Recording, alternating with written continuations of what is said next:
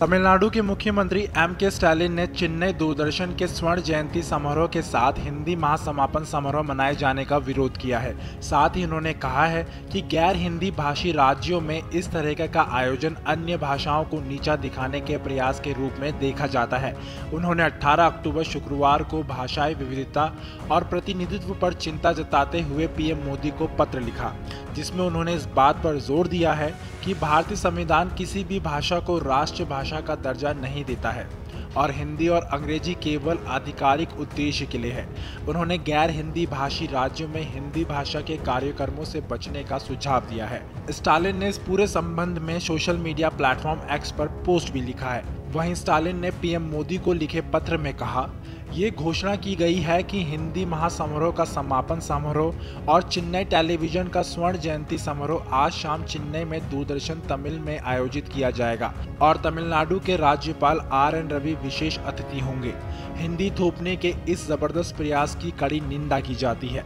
भारत में 122 भाषाएं हैं जो काफी संख्या में लोगों द्वारा बोली जाती हैं और 1599 अन्य भाषाएं हैं। जब भारत विविधताओं वाला देश है तो केवल एक भाषा को बनाने का कोई औचित्य नहीं है। ऐसे देश में जहां 1700 से ज्यादा भाषाएं बोली जाती है, खासकर ऐसे राज्य में जहां दुनिया की सबसे पुरानी भाषा तमिल सिर्फ हिंदी में बोली जाती है, इससे देश की विविधता प्रभावित होगी। वहीं तमिलनाडु के राज्यपाल RN रवि ने CM स्टालिन के खिलाफ बहुत बड़ा दावा किया है, जिससे सियासत में काफी हलचल पैदा हो गई है। उन्होंने कहा कि भारत को अलग करने का प्रयास किया जा रहा है। साथ ही ये भी कहा कि इस तरीके की कोशिशें कभी भी पूरी नहीं हो सकेंगी। First, when I came, I was given an impression that perhaps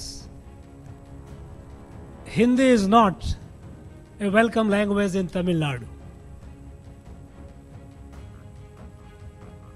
But when I started visiting and meeting the students, I was happily surprised their Hindi was much better than mine. They spoke to me in a far refined Hindi than I could do. In fact, they gave me complex at times. So there is a greater acceptance of Hindi in Tamil Nadu among the people of Tamil Nadu. Hindi is not a language of imposition. Every Bharatiya language, every Bharatiya language is our Bharatiya Bhasha. Each language is to be celebrated. Each language is for all of us to be proud of.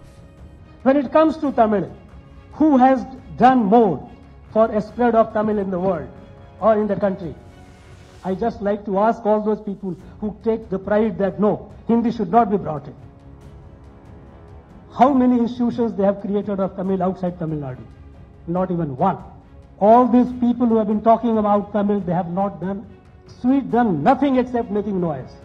Even the CICT, the Center for Classical Tamil, is established in Chennai by the government of India, and the new building, which was established long back in 2004, but the new building was built and inaugurated by Prime Minister Modi. People have only been talking about Tamil. I have been visiting all the universities. I have seen the standard of Tamil far from satisfactory.